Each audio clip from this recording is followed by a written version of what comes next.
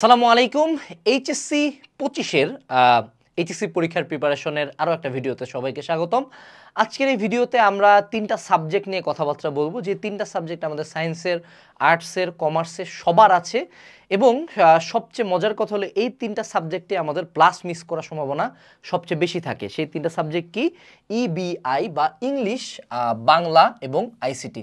এই তিনটার আসলে আমার রিভিশন প্ল্যানটা এখন কেমন হওয়া উচিত, আমার কিভাবে পড়লে আমি আমার নিজের গ্রুপ সাবজেক্টগুলোও ভালো করতে পারবো, প্লাস এগুলোতে আমার প্লাস থাকবে ইনশাল্লাহ। তো সেই টিপস অ্যান্ড ট্রিক্স নিয়ে আমি কথাবার্তা বলবো। আমার পরিচয়, আমি এই সাবজেক্টগুলোতে মোটামুটি প্রত্যেকটাতে আল্লাহর রহমতে 90+ নাম্বার ছিল। আমি দিনাজপুর বোর্ডে ফার্স্ট ছিলাম। সো মোটামুটি আমি আমার এক্সপিরিয়েন্সগুলো এখানে শেয়ার করার চেষ্টা করব, যে এই ট্রিক্সগুলো ফলো করে আমি আগাইছিলাম। ঠিক আছে? আচ্ছা, সো আমরা সরাসরি ভিডিওতে চলে যাই। আমরা একটু সাবজেক্ট ওয়াইজ আগাবো, বাট শুরুতেই একটা কথা বলে রাখি, যারা ইংলিশ বাংলা আইসিটি নিয়ে খুব হালকায় আছো তাদের উদ্দেশ্যে কথা হলো যে তুমি তোমার পুরা এইচএসসি লাইফে 2 বছর ধরে কিন্তু পড়ছো ফিজিক্স, কেমিস্ট্রি, ম্যাথ, বায়োলজি। এখনও ফাইনালি রিভিশনের দিকেও তুমি ইংলিশ বাংলা আইসিটিকে মাথায় রাখতেছো না।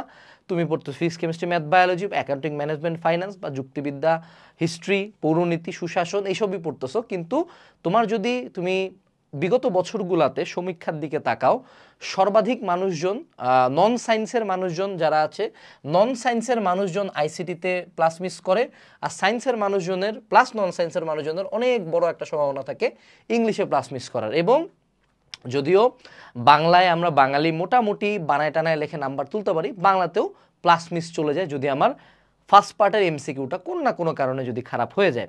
সো যদি আমাদের বলা হয় যে হাইয়েস্ট পসিবিলিটি আমার কোন সাবজেক্টগুলোতে প্লাস মিস যাওয়ার, সেটা নিঃসন্দেহে তোমার উত্তর আসবে হলো ইবিআই। ঠিক আছে? এবং আরেকটা বড় ব্যাপার হলো, যারা ইঞ্জিনিয়ারিং প্রিপারেশন আমরা নিব তারা কিন্তু একটু ভালো মতো মাথায় রাখিও, তোমার ইংলিশের প্লাসটা কিন্তু তারা চায়। অনেক সার্কুলারে কিন্তু ইংলিশের প্লাস চায় বসে, অনেক ক্ষেত্রে ইংলিশের মার্কটাও দেখা হয়। তাই ইংলিশটা যারা ইঞ্জিনিয়ারিং অ্যাসপিরেন্ট আছে অবশ্যই অন্য কোনো সাবজেক্ট নিয়ে চিন্তা না করলেও ইংলিশ নিয়ে চিন্তা করো, কারণ তোমার ম্যাথ, ফিজিক্স, কেমিস্ট্রি তুমি মোটামুটি তুলতে পারবা, কিন্তু ইংলিশ কিন্তু তুমি 2 বছর পড়ো নাই। ঠিক আছে? সো তুমি কোনোদিন এটা ভাবিও না যে অলৌকিক ক্ষমতা বলে তুমি হঠাৎ করে এইচএসসি পরীক্ষার দিন সব পারবা।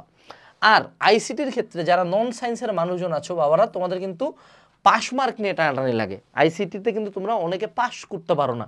তো সেক্ষেত্রে এখন কিন্তু আইসিটি পড়ার সময়। আইসিটিকে তুমি ভাবিও না যে তুমি সারাদিন শুধু অ্যাকাউন্টিং আর ফাইন্যান্সের ম্যাথ করবা, আইসিটি তুমি অলৌকিকভাবে পারবা। আইসিটি কিন্তু পাস মার্ক নিয়ে টানাটানি লাগবে। বিশেষ করে আইসিটির তোমরা খুব বেশি ধরা খাওয়া হলো আইসিটির এমসিকিউটাতে, এইটাতে তোমরা 13বারও পাও না।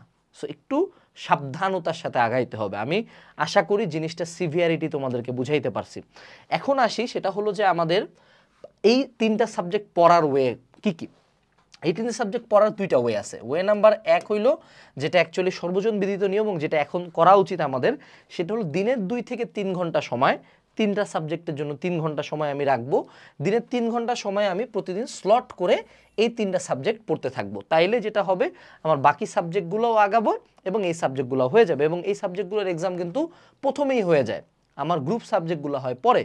তাই এই তিনটা সাবজেক্ট আমার শুরু থেকে রেগুলার 2 থেকে 3 ঘন্টা পড়লে লাস্টের দিকে আসে আমাকে পাগল হইতে হবে না, দৌড়াদৌড়ি করতে হবে না যে এই একদিনের মাথায় ইংলিশ পড়বো, একদিনের মাথায় আইসিটি পড়বো। ঠিক আছে? এই সুবিধাটা তুমি পাবা। আর সেকেন্ড একটা ওয়ে আছে, এটা হলো ফেলুয়া পার্টিদের ওয়ে। সেটা হলো লাস্টের দিকে টান, অর্থাৎ ও বাংলা পরীক্ষার 2 দিন আগে একদম টানে পাগলের মতো বাংলা পড়বে, আইসিটি পরীক্ষার আগে পাগলের মতো আইসিটি পড়বে। এই যে ঘটনাগুলো যখন ঘটবে, তখন তুমি দেখবা যে তুমি হয়তোবা পাস মার্ক তুলতে পারতেছো, কিন্তু মেজরিটি অফ দ্য টাইম এই টানে পড়ার কারণে কখনো এ প্লাসটা তুমি পাবা না। ঠিক আছে? সেইটাতে পাস আসে কিন্তু এ প্লাস আসে না। আমার পার্সোনাল প্রেফারেন্স হইল নিঃসন্দেহে প্রতিদিন 2 থেকে 3 ঘন্টা টাইম রাখা, যে 2 থেকে 3 ঘন্টা টাইমের মধ্যে আমি শুধুমাত্র ইংলিশ বাংলা আইসিটি পড়ব। আচ্ছা, এখন আসি আমরা সাবজেক্ট ওয়াইজ একটু প্রিপারেশনের ক্ষেত্রে। যারা এখন পর্যন্ত ইংলিশ বাংলা আইসিটি একান্তই পড়ো নাই, আমি পার্সোনালি এই টাইমটাতে যেটা করছিলাম, আমার আর্থিক অবস্থা ভালো ছিল, আমি বাসায় প্রত্যেকটা সাবজেক্টের জন্য একটা করে টিচার রাখছিলাম। আর বাংলার জন্য আমি মালিক স্যারের কাছে যাই, সুন্দর মতো ক্লাসের পিছন দিকে বসে থাকতাম, স্যার বলতো, পড়তো, আমি শুনতাম। আর ইংলিশ আর আইসিটির জন্য বাসায় টিচার ছিল, টিচাররা আসে আমাকে প্রতিদিন সিকিউ সলভ করাইতো। ঠিক আছে? এখন তোমার যদি এই প্রিভিলেজটা থাকে খুবই ভালো।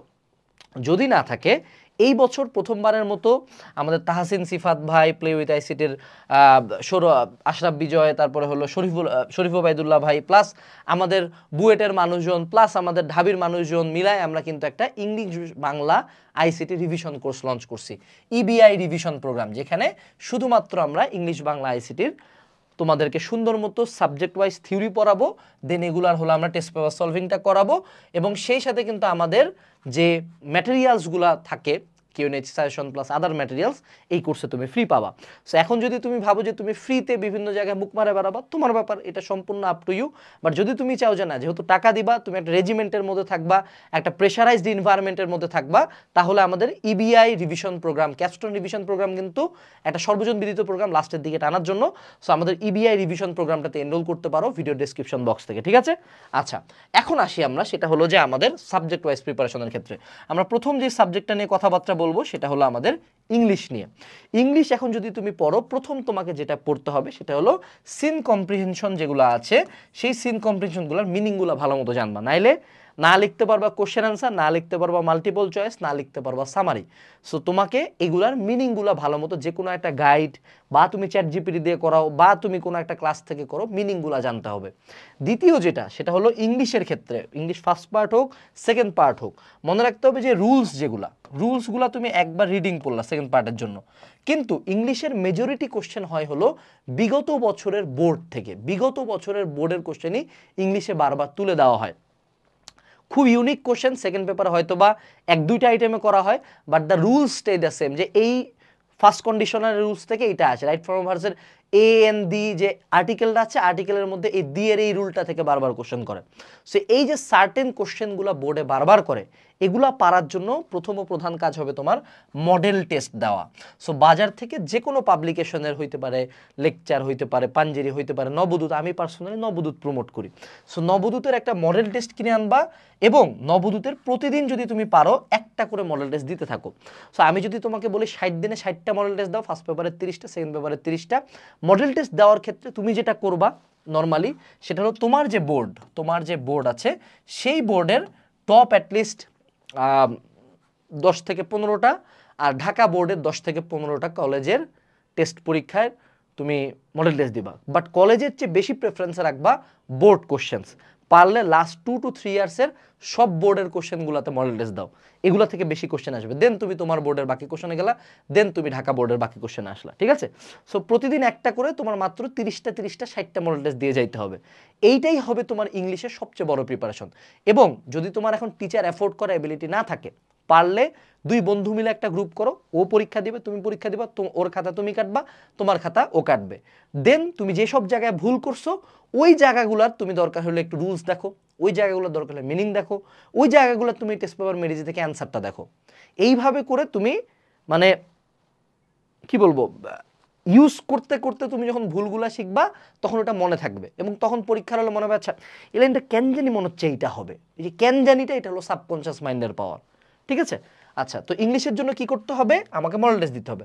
আরেকটা যেটা, এটা হলো ভালো স্টুডেন্টের জন্য, অনলি ফর গুড স্টুডেন্টস, যারা ইংলিশে 90+ মার্ক তুলতে চাও, তোমাদের বাকি আইটেমগুলোতে ঝামেলা হবে না, মার্কের তোমাদেরকে আগাইতে হয় হলো রিটেন আইটেমগুলোতে। সো তুমি যদি এখন ভাবো যে হঠাৎ করে তুমি পরীক্ষার হলে সব ইংলিশই বানায় লিখবা, হঠাৎ করে বানায় লেখা যায় না। সো পারলে 1-2টা রিটেন আইটেম একটু লেখার প্র্যাকটিস করো, 2-একটা প্যারাগ্রাফ লেখো, 2-একটা লেটার লেখো, যে কোনো সাজেশন তুমি ফলো করতে পারো। আমাদের কিউএনএ এইচএসসি সাজেশন আছে, মার্কেটে অনেক স্যারেরা সাজেশন দিবে। সো রিটেন আইটেমগুলো একটু লেখার প্র্যাকটিস করো, তাহলে তুমি দেখবে যে তুমি অনেকগুলো গ্রামাটিক্যাল মিস্টেক অ্যাভয়েড করতেছো, অনেকগুলো স্পেলিং মিস্টেক থেকে বাঁচে যাচ্ছ, ঠিক আছে? আচ্ছা, এরপরে আসি, সেটা হলো যে আমাদের বাংলার ক্ষেত্রে, বাংলা প্রথম পত্র নিঃসন্দেহে মূল বই রিডিং পড়তে হবে।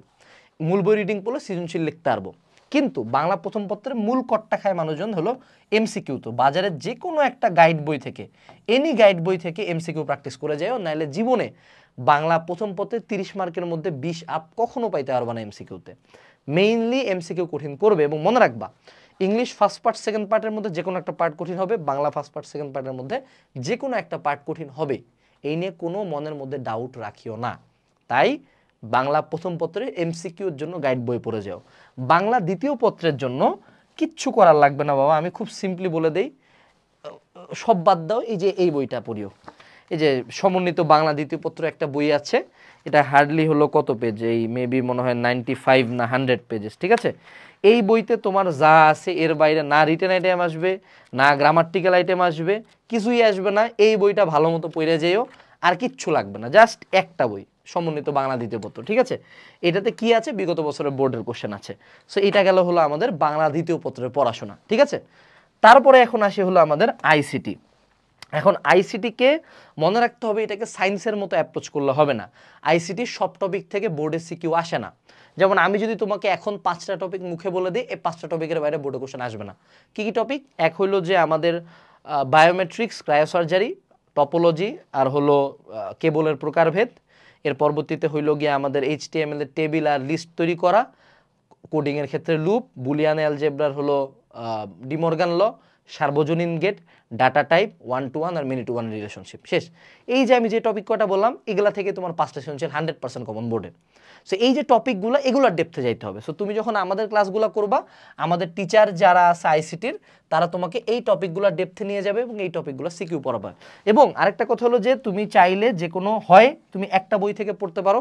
যেমন আইসিটির একটা বই আমি সুন্দর পার্সোনালি প্রমোট করি অনেক বেশি, সেটা হলো এটাও একটা 100 পেজের বই, আইসিটি নোট নাম। এই বইটাতে যে কয়টা সিকিউ আছে সে কয়টা সলভ করলেই হয়ে যায়।